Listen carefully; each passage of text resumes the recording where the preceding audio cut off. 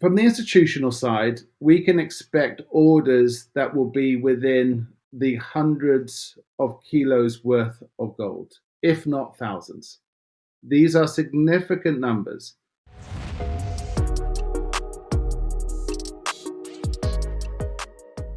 What's up, Ada Nation? Welcome to Dapp Central, your home for everything blockchain and crypto. I'm your host here for Reed, breaking down all of the biggest builders here in the Cardano ecosystem.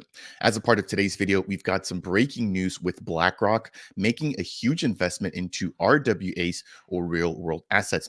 Now, because of this breaking news, I've brought on Thomas Tallis from the Twin team, who's aiming to tokenize gold and additional commodities utilizing the Cardano tech stack. Without any further ado, Thomas, welcome aboard. How are you doing today?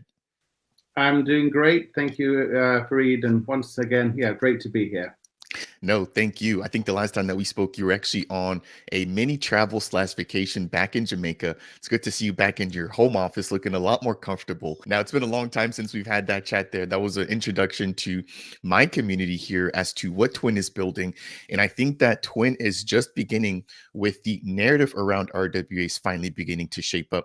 So before we jump into, the recent news with BlackRock and the sort of impact that it has for builders like yourself, can you maybe remind us of what Twin is for anybody who's hearing about it for the first time? Right. Okay. Thank you. So Twin is a RWA platform. We are bringing RWA-backed tokens to different blockchains. We are an omni-chain platform, but with heavy focus because of my own experience where I come from. So heavy focus with Cardano, where we have a true understanding and a great belief in what Cardano is providing. We are commencing with certain assets that are very recognizable as valuable assets. The first one is fine gold, but we also have three other metals that we're bringing on chain, which will come swiftly in succession after we tokenize the gold supply, or our initial gold supply. And those metals are silver, platinum, and palladium.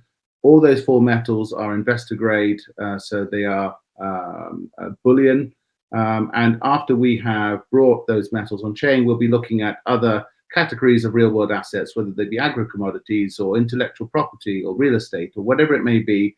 But there are so many different real world assets. That's what makes it so exciting in this space, so valuable. Thank you for the nice and quick introduction there, Thomas. I want to reiterate here that you have been here on the channel. For anybody who just maybe wants to catch up, please make sure to check out that first interview. I'll make sure to leave the link to it down below. Let's jump into the breaking news here with BlackRock, and then we're going to pivot into talking about Twin, how this impacts Twin, talking about the Twix token, and then some of your partnerships. So it was just announced here that no more than about 48 hours ago, BlackRock will be dipping their toes into RWAs, which again is Twin's main focus, right? With a fund launching on Ethereum. As it stands right now, I believe there's over 100 shares, and the minimum investment amount from institutional investors that they're willing to accept is $100,000. So if we do the math there, that could be worth all the way up to about $10 million. And I think that's a really nice way to kind of kick things off here. Now, I would assume that we're going to see more TradFi institutions beginning to follow suit, just like with BlackRock. So Thomas, over to you. You've probably seen this news. What are some of your thoughts surrounding it, and where do you think RWAs are going from an institutional standpoint? Right. First of all, I'm not surprised. This has been something that we've understood right from the get-go when we brought Twin and the brand to market.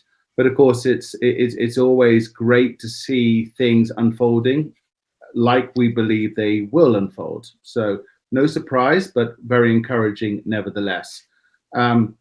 What this piece of news really demonstrates is that tokenization of real world assets isn't just going to be a sort of a buzz or a new fangle dangle idea concept for this bull cycle.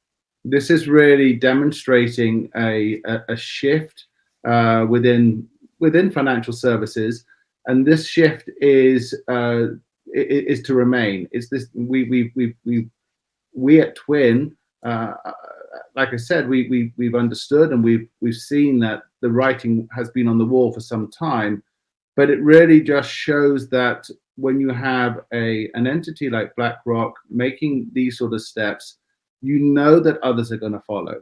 We just know. We saw when they've made these these kind of steps before, then there is always traction. It's like a magnetism that comes behind their initial step. And this is going to be the same. And this is great news, because I've been saying again and again in different interviews and throughout our material, we do understand why it's so important to have institutional adoption.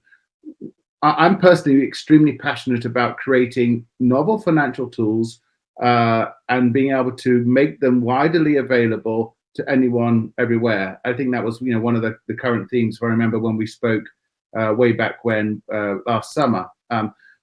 But in order to really give the confidence and the peace of mind to the mass retail market, whether you like it or not, most people, they're still looking at institutions and seeing how do they move? What are they doing? And if they are not just dipping their big toe, but actually plonking both their feet, then that gives clear signals to retail that, okay, there is something here, and they are subconsciously, and I think a lot of the time it is subconscious decisions, but their subconscious are basically telling them that this is now this is okay for them too. And that's where when we see mass adoption, that's where we're going to see the RWA sector really sort of start to reach its true potential. So it's great news, because I now predict that other institutions will follow, but that will also open up to a potential mass retail adoption. That is wonderfully said. I tend to think that a lot of people watch the institutional hands to, number one, understand where the money is flowing, but then number two, to understand where the confidence is, right? Because again, if the TradFi institutions are willing to put their money in the sector, they must be willing to do so because they see something. And I think that this is actually going to tie into what Twin has kind of taken, which is an approach for institutional investors as well as retail. So I do want to give you a second to talk about that here. Maybe any sort of last or closing thoughts surrounding this particular topic before we dive into Twin specifically. Well, it's really just to sort of pick up what I said at the start, is that this is a signal of incredibly exciting times ahead. We now have fundamentals that really have never been made accessible to a widespread global audience, and we can now see that we have assets that have their own markets. Many of these assets already have markets, like gold, for example. The gold that we tokenize, it's following the LBMA spot rate. So we're now going to be able to bring these assets on chain, like I said, and where they will become options. And I'm a great believer in options, because Fareed, if you wake up and you say, okay, I've got a little bit of money put aside, and I want to put this somewhere, I want to be able to give you options. I don't want to where you think that you stick it into the bank account that gives you maybe a tiny bit, if nothing, in terms of interest, or I don't know, put it under the bed for a rainy day, or maybe you want to sort of utilize the existing, whether it's an ISA, or you want to put it into a pension fund. I mean, that's all fine, and we're not suggesting that anyone would necessarily stop what they're doing. But if you have more options, always options are good, because then you actually get to really understand what other possibilities might be. And so I'm so enthusiastic, and this is really a culmination of really what we saw over a year ago, and it's all the pieces are falling together. And I just can't wait until we start to really see that the mass mindset really understands what tokenization allows, and there will be, of course, many others, not just Twin, but when we all start to move into this sector, is really going to be, inevitably helping and create betterment for a lot of people. And I implore that. I love that. Yeah, I do too. And again, I think there's a lot of potential with Twin. Before we actually dive into the specifics of Twin, you just mentioned the fact that there's going to be other protocols that are also going to kind of gain some of this benefit. You guys recently joined an alliance or a membership group dealing with RWAs. Can you maybe kind of highlight, the mindset and the reasoning as to why you've joined up with some of these other protocols that are also in the RWA sector, and what this poses from a benefit standpoint of all you guys coming and working together? Right. Sure. And yes, this alliance that we formed was back in November, where we went down to Dubai for the inaugural start of the alliance. The name of the alliance is RWATA, or RWATA. Now, it is essentially because those founding members, which Twin is one of, we understand that anything could be tokenized, and many asset classes are going to be tokenized. So it's when you're in what we're in, and when you work day to day with everything to do with tokenization of RWAs, you really start to you realize that there is no ceiling. And I again, there aren't many sectors where you just don't know where this is going to stop, because once you think that you've come to sort of the top of the hill and you reach the a certain peak, you look up and then there's another, there's more opportunity, there are more ideas. So it's about like-minded people.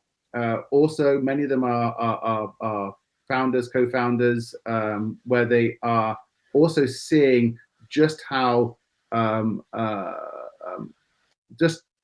just how much potential tokenization of real world assets can deliver. So it's a very uplifting environment to be involved. Twin is we are extremely grateful that we had the chance to join as a founding member. And yeah, there's so much positivity being discussed between the members, and really, where we are together we're stronger. I think that's the best way to put it. Awesome, Thomas. So I think we are off to an extremely solid start here, talking about the macro picture. Let's dive into the macro now, focusing specifically on Twin. You guys had an ISPO not too long back. I think it kicked off around the summertime of 2023. It just came to a conclusion maybe about a month or two back now. Can you give us a brief update surrounding the ISPO and what delegators can look forward to? I know that there was a recent release of a dashboard, which also allows for people to actually check in to see how much of the Twix token they've earned. But, past that, can you give us any sort of numbers and just some of the feedback since the closing of the ISPO? Well, first of all, I want to start by saying thank you to everybody that delegated to our ISPO. We are incredibly grateful. We started our ISPO really when there was no sight of when the bear cycle was going to end. So it was, it was a very challenging sort of time to launch the ISPO. Nevertheless, we are delighted that we had 500 plus participants, and we were able to generate 200,000 plus of ADA. Which has been incredibly critical to where we are to date. So again, once again, thank you for your support. Thank you for your delegation into our ISPO. The Twix that everybody who participated will be eligible for will be then coming in a relatively swift succession from this moment in time, from when we're talking, Fareed. Right now, we are closing our seed round. And once that seed round is closed, which I now see is timetabled within the next 21 days, maybe before, but up to 21 days, that will then mean that we go immediately into our private sale, and then followed from our private sale into our public sale, which will then lead us nicely into our TGE event. Nice summarization there. Let's keep the conversation rolling into the next topic, which will just be progress when it comes to Twin. So we've discussed, major players like BlackRock finally coming into the game. what kind of partners has the Twin team been able to acquire that you're able to publicly share with the community? And then I want to talk about the token launch up next. We've been we approached a different type of investor, and this was because when we launched the brand, we realized that the bearish sentiment in the market was really intense. And so right really from the start, well, not so much from the start, but sort of around about this time, 2023, we took the decision that we would be knocking on more conventional investor doors. That's where we understood that there was still accessibility to funding, but the timescales and how you approach that type of funding is very different. Essentially, it just takes longer. When you're going to, whether it be I mean, this is just in a generic way, but when you're going to traditional family offices and such like, then once you're past the initial point of actually demonstrating that you have got a concept that is legitimate, one, two, something that they should be looking at, because don't forget, a lot of these types of investors sort of they can easily sort of pull everybody together and just and rightly or actually it's wrong, but they pull you together and then they come out with a sort of a conclusion which is so far from the truth. Nevertheless, so the first step that we did, which took several months, was really to show that actually tokenization of RWAs, although we're on chain and we're proud that we are, we're proud of where we sit within the financial services, but it's important to look at what is backing our tokens, and it's not just hype, it's not just a belief that's backing our tokens. It's something real. It's something that everybody, more or less, around the world, at least with the metals that we're starting with, can agree, yes, these are valuable, and that there is intrinsic value that is backing your tokens. So that is actually, that was what broke sort of or opened up the initial gates to these types of investors, because then they could see us as a nice blend of TradFi and DeFi, and not just sort of put us into a categorization which they have, or which they had falsely come to because of all the wrongdoings that we've seen in the last, 2+ years within or longer, or where there have been basically bad actors that have created a lot of bad rep for our sector. So all these talks that really started back in August, September 2023, they're now coming to fruition. So this just shows the type of time that you have to be committed to. These investors don't just make a quick assessment. It is something that you have to go through in very sort of step-by-step phases. But the access and the where we now know that we can get the funding, and there is one particular bank which I'm not allowed to, or I can't because it's not yet completed, but essentially we are seeing that an actual conventional bank who we've been in dialogue through these parties that, as I said, started basically autumn of last year. It's now ready to be completed and to be finalized. And this will come right off the bat after we've closed our seed round. So right now, as I mentioned a few minutes ago, we are 21 days or maybe shorter before we can close our seed round. And then as soon as that is done, we're then able to move into the talks that have been going on for some time, but see them now come into a conclusive mode.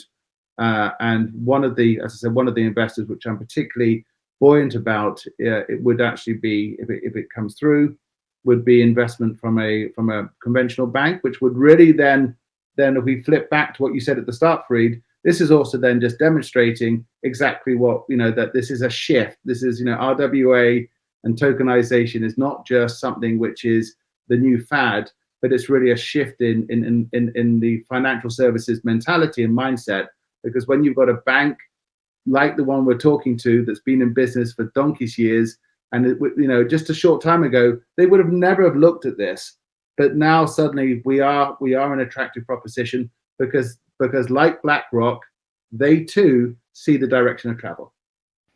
It's funny how a couple of months can shift the whole narrative, right? So I'm really happy to hear about that. I think, as you mentioned there, the biggest takeaway for me is the investment from a potential TradFi bank. I think that builds so much trust and provides you guys so much credibility that will make then landing additional TradFi partners that much easier when you can say, hey, we've already got this major bank on board. Now making Right. that, so much easier for everybody else who's kind of hearing the pitch moving forward. And don't and not, we must also, not forget, we must also mention that with that type of investor, when we are then engaging with regulatory bodies, which we've already started and will continue, and it's a process that never stops. You will always be in liaison with regulatory bodies, but having that type of backing is also just giving these regulatory authorities, again, peace of mind. I mean, whichever way you look at it, people, doesn't matter which side of the aisle you sit on, everyone is looking for peace of mind, and this is going to be incredibly important to when we are moving and building our service provision, and when we need perhaps more complex licensing. Then having that type of investor, and of course by then we probably would have attracted other types similar because of that first mover. You can imagine how that's going to just build a nice, neat net or mesh for what we need to get done. So this is absolutely taking a leaf out of Henry Ford's book, which is about making sure that if there's I need to be the most non-relevant person in the team. Actually, the more that you actually surround yourself by more clever people, the better job you're doing as the one pulling the strings from the middle. Yeah, that's a really good and interesting point that you make there. I think landing the first clients will be the most difficult part. After that, I think the network effect, word of mouth, and just the traction will begin to take over to where you'll be able to sit back and people will be coming to you. I mean, I can't compare Well, by any means. Go ahead. Go ahead. I mean, sorry to interject, but just to really drive what you just said at a point, we've already got advanced orders for our gold token, and that's because of the dialogue that we have going on with the types of conventional investors. So that's really just an indication of the again how quickly confidence will be built.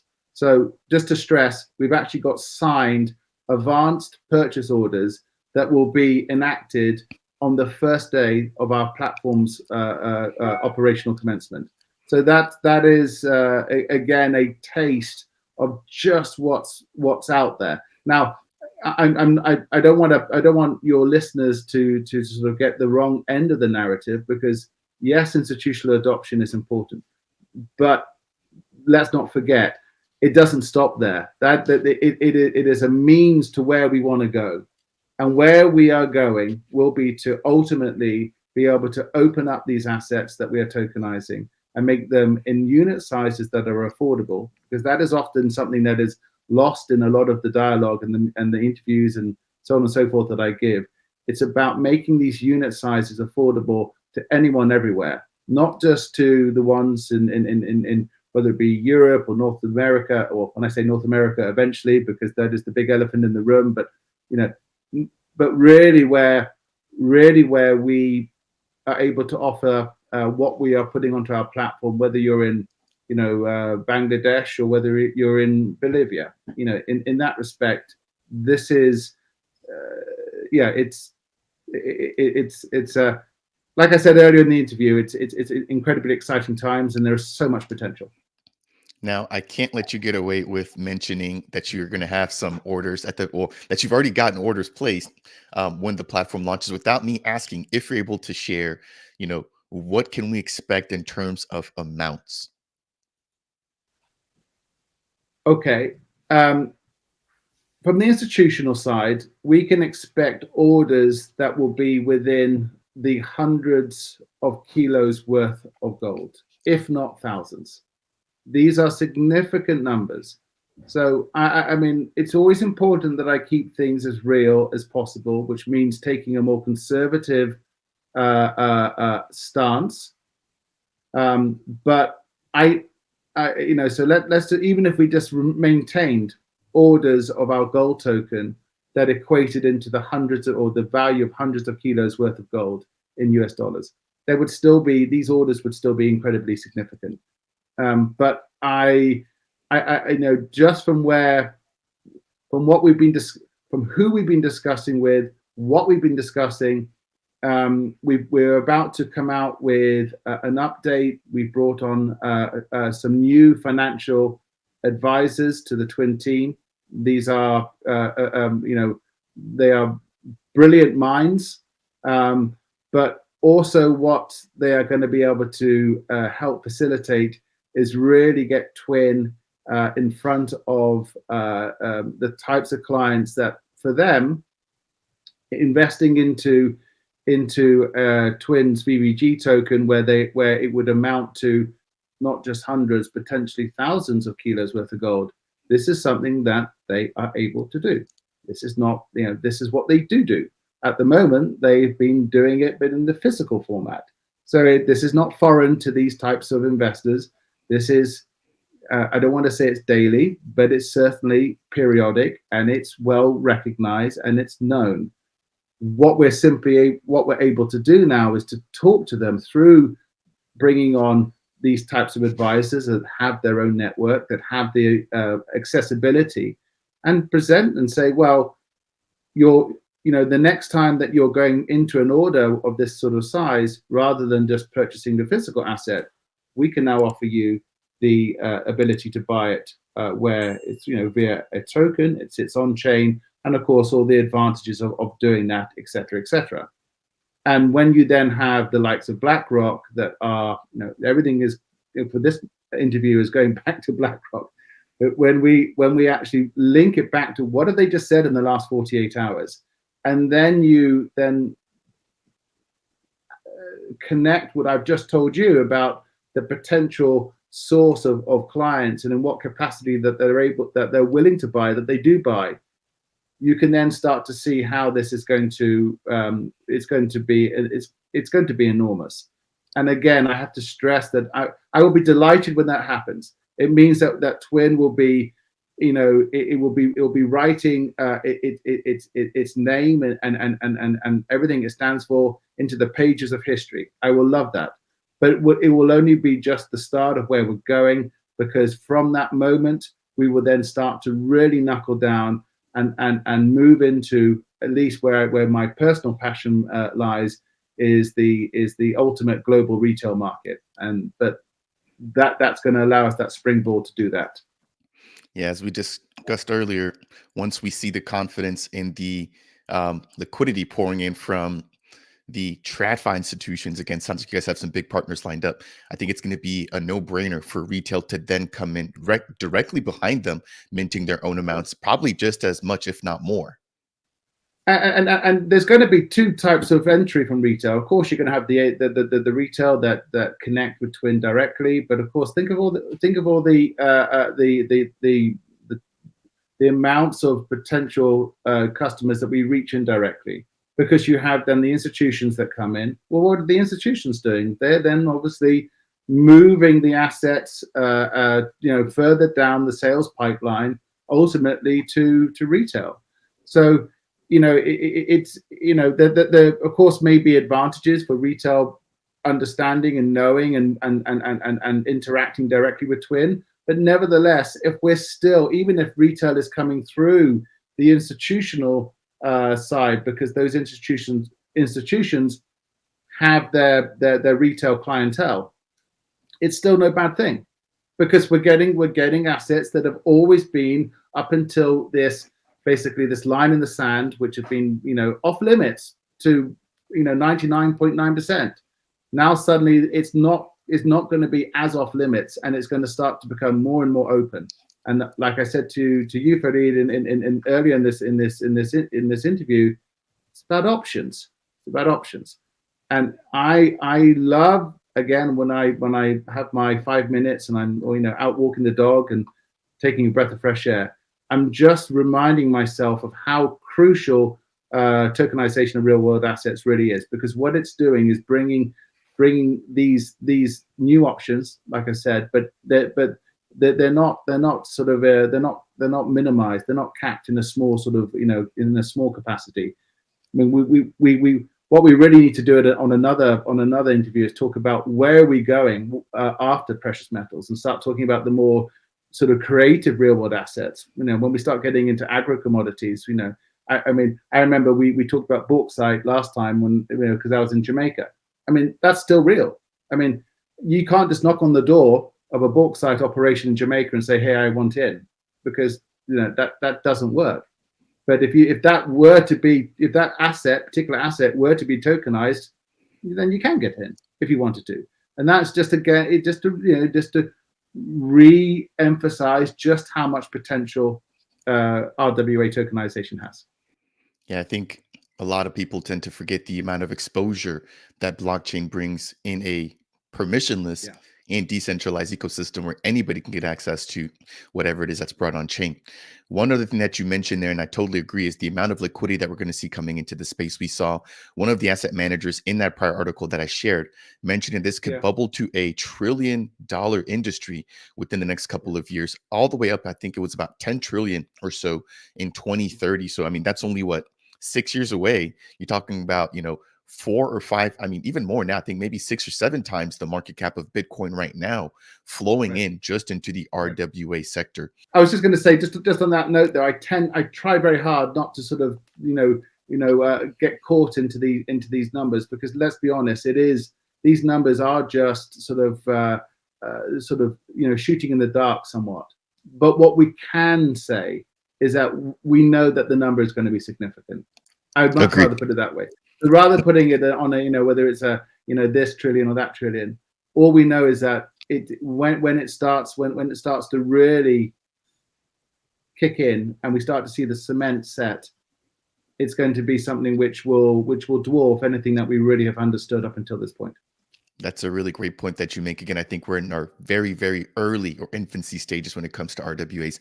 Now, Thomas, I want to respect your time here. I do have to jump here in just a minute, but I want to highlight 2 topics before we kind of wind the conversation down here. The first is going to be surrounding security and just the custodianship of the actual assets that are being managed, right? So for RWAs to work, they have to be backed by real world assets. If the underlying collateral isn't there, the online asset is essentially worthless, right? Or fool's gold, for a lack of words. In an instance like with Twin, you know, what are you guys doing to make sure that the assets that are on chain, whether it's the gold, silver, platinum, palladium, you know, that those assets are always backed and that they're managed in a safe way to where somebody can always redeem that in the event that they need to? Absolutely, and it's a very good question. So our supplier, they've been in the precious metals trading for decades. They are overseen by 2 regulatory bodies. It's the GFSC in Jersey and the GFSC in Guernsey. So they are a legacy company. They have been, as I said, in business now for a long time and are very well respected. So the same procedures and the same auditing and the checks and balances that they've always adhered to when it comes to the sale of physical gold and physical metals, they are going to be applied in the same way to when we sell our gold token. In addition to that, what we have created is a very secure legal structure. The actual legal custodian, when we receive payment for the token and we in turn then instruct for the amount of gold to be purchased, the change of custodianship will go from our supplier to actually a twin trust. So it won't, the actual legal custodian will not be the twin operational company, but a trust that is specially set up with a specific type of articles of incorporation. And this trust will have essentially one job, and that job is to protect and to look after the beneficiaries, aka the token holders. So let me paint a picture, which, it is worst case scenario, but this is an important scenario for your listeners to understand.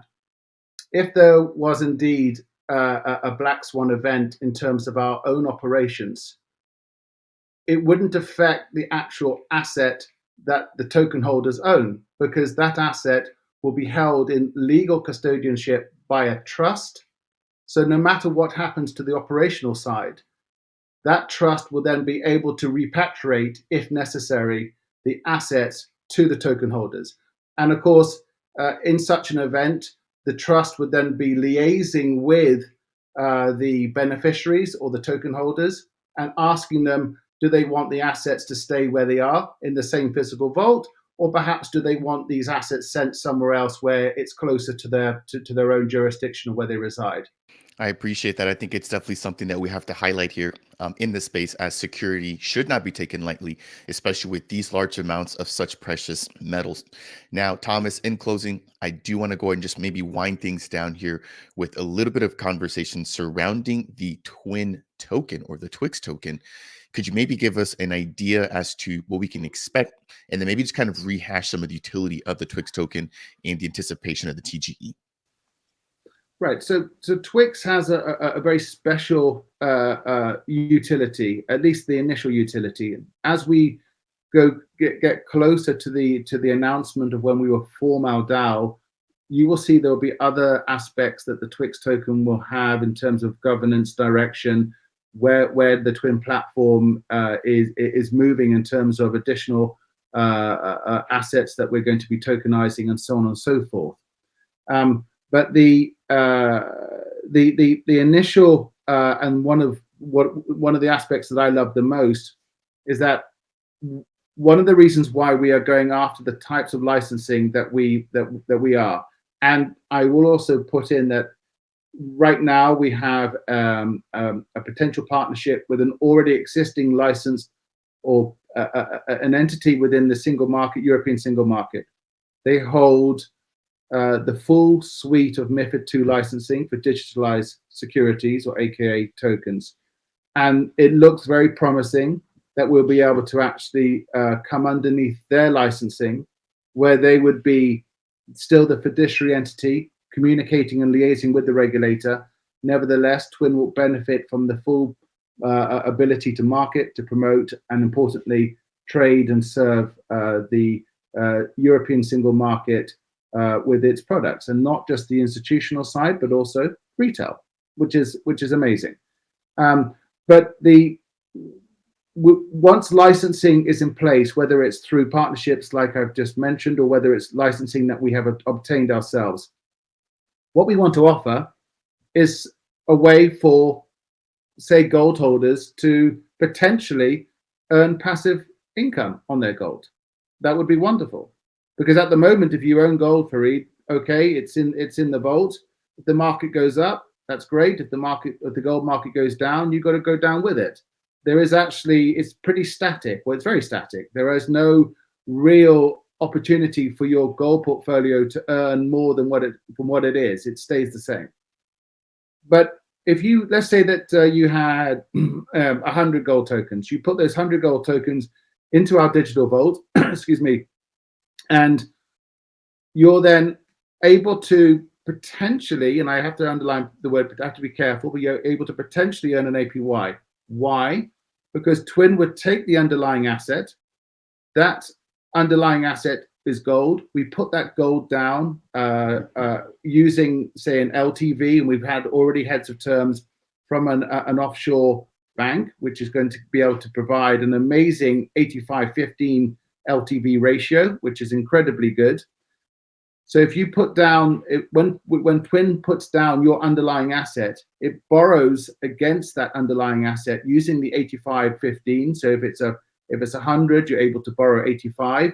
You borrow that in fiat, and then you then buy, for example, short-term UST bills, which are considered to be one of the safest asset classes to buy into. That give us, say, a 5.5% APY, which is then able to be shared between Twin and you as the token holder. Hence, your ability to then start to earn some sort of APY on your gold holding. I mentioned UST bills, 3 months. That is at one end of the scale. Of course, there are many other asset classes and verticals which we could look into that could give more. But that would be depending on you as the token holder of how much risk appetite you've got. And always, as the token holder, you'll be in control of how long you put your gold token into our digital vaults for. And what type of appetite or risk appetite do you have? Now, the reason why I mentioned this is because what do you need to come into the digital vault? You need our TWIX token. So that is the financial incentivization to actually hold TWIX. Because if you want to come in and place your gold tokens where we can then, for the period of time that you choose, 3 months, 6 months, 9 months, whatever you choose, we can then work your asset for you in the financial markets. In order for you to come in and open yourself up to that possibility, you will need TWIX. So it's kind of like the key that opens the door. Nice way to close us off there, talking about the utility of the TWIX token here. I'm excited to get more details and just more information surrounding TGE and to share that with my community as soon as it's available. I think one of the things that you mentioned there was just the way to passively earn, right, on your existing gold holdings, holding the TWIX token there as well. So, Thomas, I do have to run. I want to thank you so much here for your time. As you mentioned earlier, I think we definitely are due for a part 2 to talk about additional commodities and just the future vision for Twin. That's a conversation on its own, but I wanted to bring you in here as an expert on RWAs to talk about BlackRock, but then also give the community here an update surrounding Twin. So for the viewers watching at home, if you enjoyed today's chat, I'd really appreciate you if you could smash that thumbs up. Again, Thomas Tallis here representing the Twin protocol. This will definitely not be the last time that you see him here. If you have any questions for him surrounding tokenization of gold, the Twin token, the ISPO, the upcoming TGE, their partners and investors, please leave a comment down below.